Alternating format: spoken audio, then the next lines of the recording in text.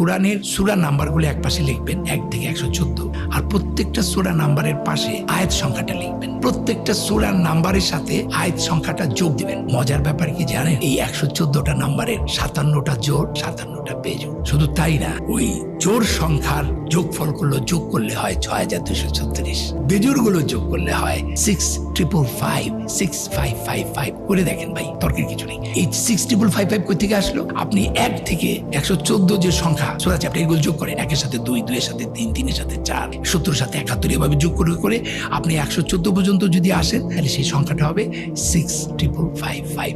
তাহলে জোড়াটা হচ্ছে 6236 আর বেজোড়টা হচ্ছে 6555। শুধু তাই না, এর পরের যে ঘটনাটা সেটা আরো ভয়াবহ। Very very interesting mathematically. এই যে যোগ করার পর সেই নাম্বারের রিপিট গুলো একসাথে করেছি, আনরিপিট গুলো একসাথে করেছি। এই রিপিট নাম্বারের যোগফল হচ্ছে 7906 আর আনরিপিট নাম্বার যোগগুলো হচ্ছে 4885। এবার 7906 কে 4885 দিয়ে ভাগ দেন, it is 1.618 golden ratio. Can you imagine?